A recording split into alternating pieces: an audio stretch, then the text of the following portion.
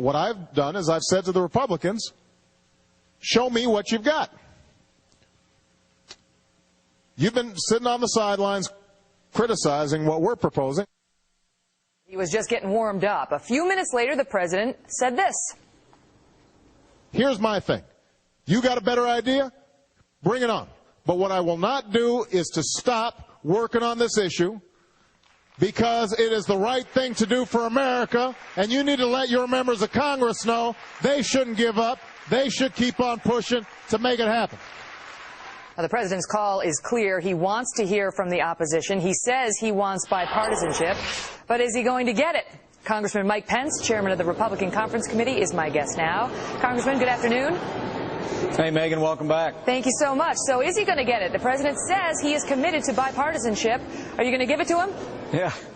Well, I got to tell you, we invited the president to our House Republican retreat last week and ended up on live television across the nation. We presented to him then a compendium available at GOP.gov of all the Republican alternatives that we had offered on economic stimulus, on budget, on energy, on health care reform.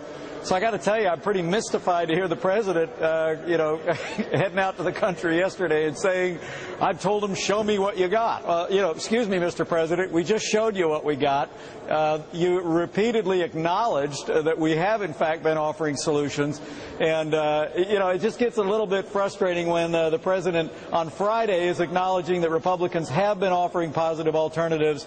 And by early this week, he's back to essentially acting as though he's still waiting for us to come up with stuff. He says he's frustrated, too, because he says, look, can I get any reaching across the aisle? He points to cap and trade, where he didn't get Republican support. He points to the $787 billion stimulus, where he didn't get any Republican support. He points to this health care bill, where he says he didn't get any Republican support, virtually any Republican support. He says you guys are really making it difficult for him to get anything done because you're not reaching across the aisle.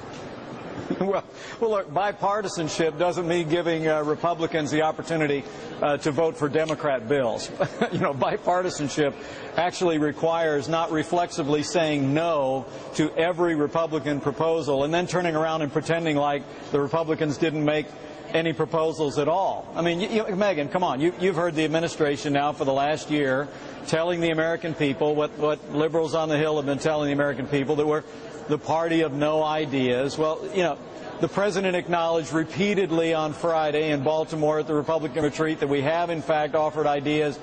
But, it's frustrating to me that we're back to that same tired rhetoric when he says, I guess yesterday he said, bring me the ideas. Well, at GOP.gov, anybody can go and read the book that we handed to the president. Right? That's just him rallying the crowds, right? But do you not? Does that force you to dismiss everything he said when he talked to you guys on Friday? He invited you to the White House. Supposed to go there next week. He's invited you to Camp David. He's invited you guys over for the Super Bowl. I mean, it seems like a little bit of an olive branch. Are you going to take it? Well, look, let me say, I'm an Indianapolis Colts fan, so I'm going to the Super Bowl, Megan. I'm not going to the White House. Beyond that, look, we welcome the dialogue. It was our idea to invite the president to come to the House Republican retreat. It's healthy for the country, this public exchange of ideas. But bottom line, talk is cheap. I mean, it wasn't just that House Republicans opposed their failed economic stimulus plan, their national energy tax, their government takeover of health care. The broad majority of the American people opposed those things.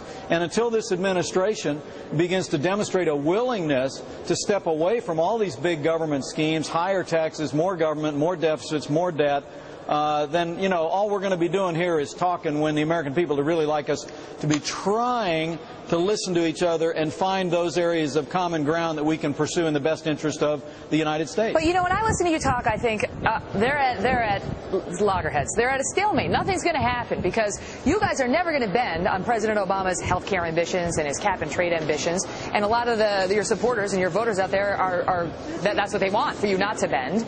And he's never going to bend on some of the things that you want. I mean, he's not going to let the Bush tax cuts stay in place. He's not going to make massive cuts like some of the Republicans want in certain spending areas. So what's going to get done for the American people? Is this just how we have to live now? Every 4 years, nothing happens while both parties fight it out on Capitol Hill?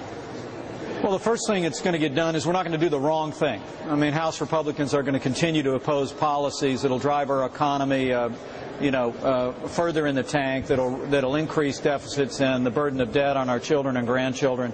I mean, first, do no harm. We're going to continue to fight in a principled way as the loyal opposition on Capitol Hill. But I want to suggest to you that if the Democrats on Capitol Hill and if this administration will recognize it's not just House Republicans that don't want their government takeover of health care, it's not just House Republicans that don't want their national energy tax and more of their so-called stimulus policies of passing out, government spending and boutique tax cuts, if they'll recognize that's the American people that don't want those things, the president can come our way, and we have ideas built on the principles of limited government, fiscal and personal responsibility. And I guarantee you, Megan, if the president wants to look at our proposals that resonate with the broad mainstream of this country, we can achieve policy. But that Republicans are going, as you suggest, to continue to fight on principle on behalf of the American people against all this big government spending, deficits, debt, bailouts, and takeovers. Congressman Mike Pence, always a pleasure hearing from you, sir. Thanks so much for being here. Thank you, Megan.